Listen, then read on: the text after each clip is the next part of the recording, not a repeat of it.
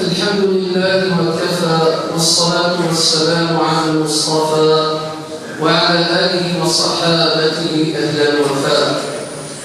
أيها الإخوة الأفاضل، السلام عليكم ورحمة الله تعالى وبركاته. أتحدث اليوم إن شاء الله جل جلاله عن فضل الشفقة إلى اليتامى والطبقة المعوزة من الثكالى والأرامل والفقراء والمساكين. الله عز وجل يقول في القرآن الكريم: ويسألونك عن اليتامى قل إصلاح لهم خير. ويسألونك عن اليتامى قل إصلاح لهم خير.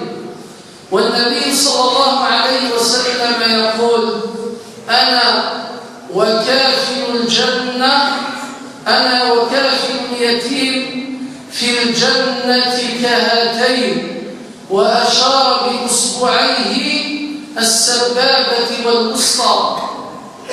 وقد مدح الله عز وجل وقد مدح النبي صلى الله عليه وسلم هذا الرجل الذي يكفل اليتيم فيمسح على رأسه ويقول له كلمة طيبة حينما قال: وخير بيت فيه يتيم إن أحسنوا إليه، وذم وزجر ووعد هذا الذي يأكل وينهر اليتيم، فقال: وشر البيوت بيت فيه يتيم إن أحسنوا إليه. وجاء في الحديث أن رب العالمين جل جلاله يقول لملائكته حينما يرى ويسمع بكاء اليتيم ونهر اليتيم وأكل مال وحق اليتيم: أوسعوا النار يا ملائكتي لمن أبكى هذا اليتيم. من بين الخصال سيرتقي العبد المؤمن الدرجة للجنة: فعل الخيرات، مساعدة الفقراء والمساكين، رفع الحرج على اليتيم. يشرع النبي صلى الله عليه وسلم من بين الأعمال سيرتقي العبد درجة الجنة، سيرضى رب العالمين عز وجل في العبد به القاعة ذا الإحسان إلى الضعفاء. ما لا يحسن العبد أوينك لم يضعف ذوك مسوالو ما لا تحسن اليوم العبد ذا اليتيم ذا وجين، العبد فقدان الوالدين ناس، نغ العبد فقدان يوم السن، نغ العبد تسعان الوالدين نسعى جسن يوك ناس في الحنان. أما الحنان العاطفي نغنى الحنان المادي. ربي سبحانه عز وجل في سورة الماعون يبين غير باللي وين راه ينهض الضعيف وين راه يتشن حق الضعيف العافية المسكين دير استهزاء سدينا ربي سبحانه عز وجل أرايت الذي يكذب بالدين فذلك الذي يدع اليتيم. العبد لا يتشن حق اليتيم، لا يتعدي في الضعيف، لا يسخر الشرف الجيود العبد لم الضعيف المسكين. العبد يتشن في صفة من صفات المستهزئين بدين الله عز وجل. أدناف رب العالمين عز وجل يوصل النبي محمد صلى الله عليه وسلم ويسألونك عن اليتامى قل إصلاح له خير. ما في تسين العباد في مجهلان في الضعفاء في المعوقين إن أصلا تصلح الغوصان يسعى من الأجر يسعى من الفضل يسعى من الرضوان الرب العالمين عز وجل.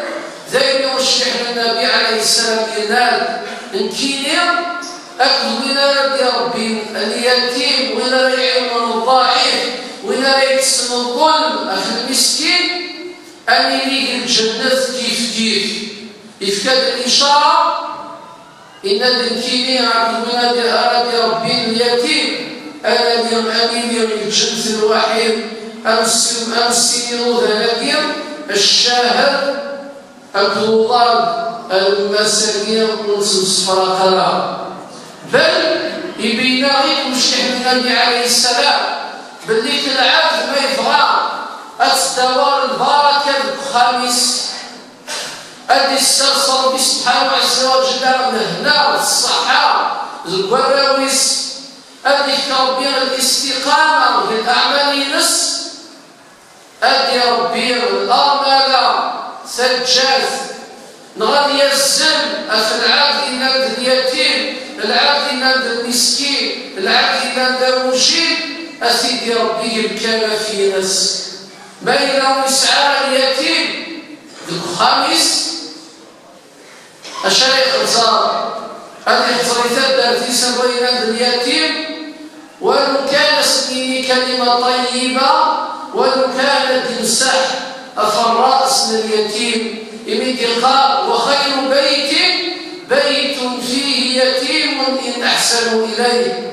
الشر البيوت الشر البقاع الشر التدار تدار فلا يمتش الحق وجيب العبادة تزيران فلا تعدينا في الحق تجاز العبادة الرجال فلا ولين الظلم التعدية سلحق الضعفاء ذكيوا في الأمة العباد كمال السسمان في المنكر وشر البيوت بيت فيه يتيم إن أساءوا إليه.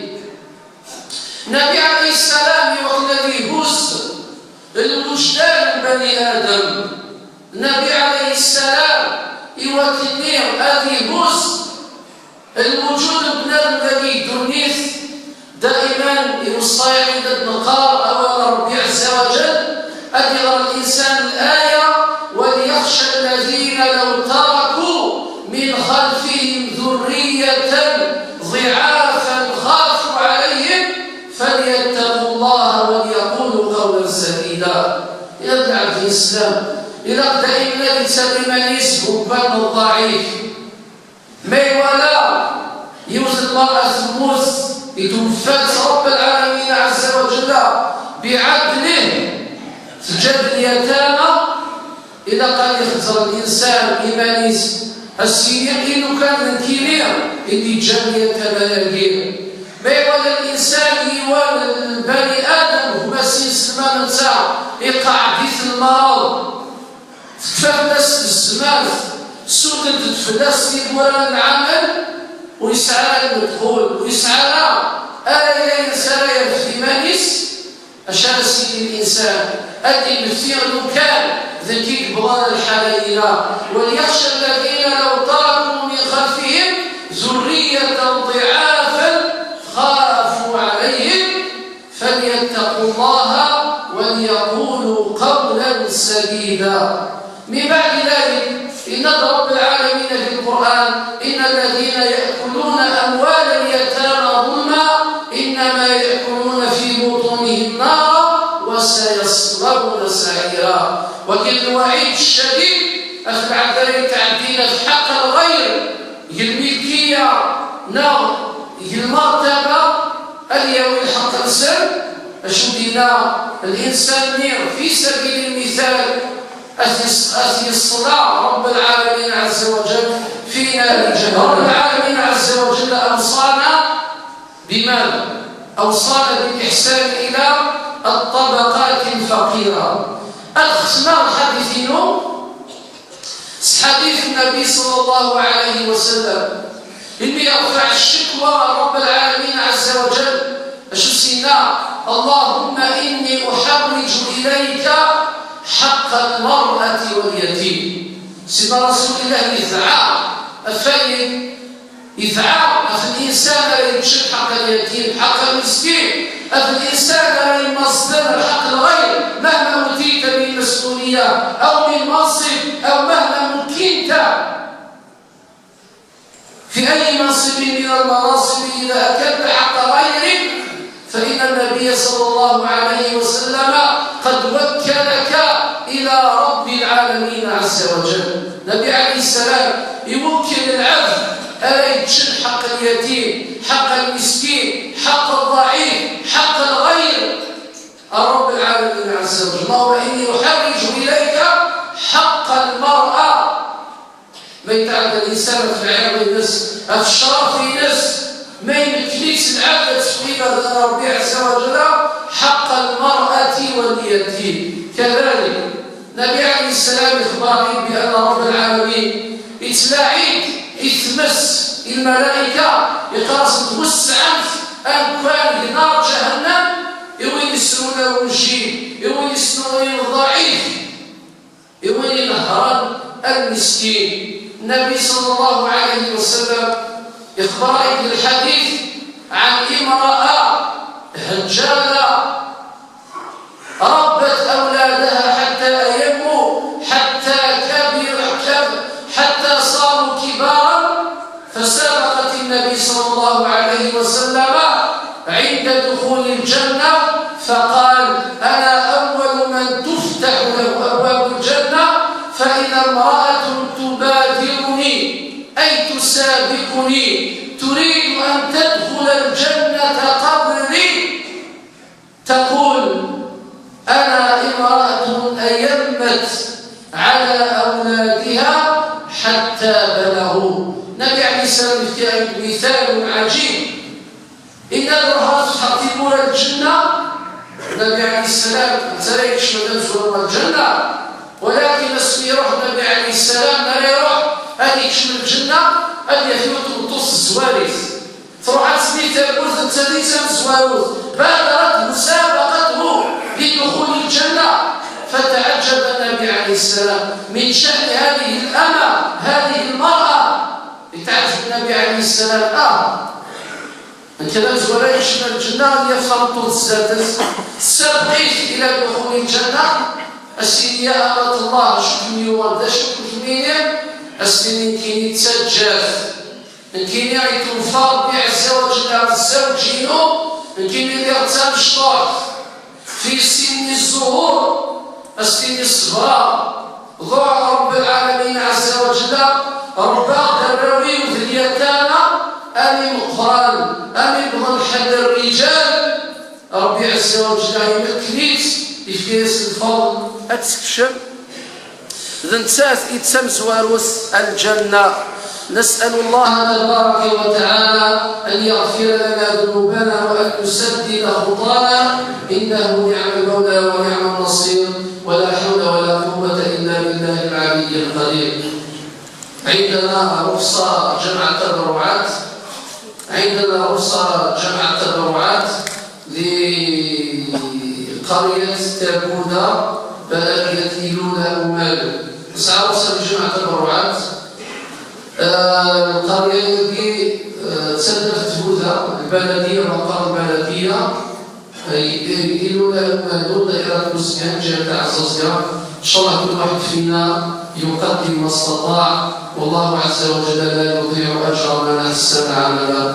إن شاء الله الجماعة هدى مازال نوصل لنا لدرس راه الجماعة قريب يكمل مازال شغال راه في مقر بلدية إيلولا.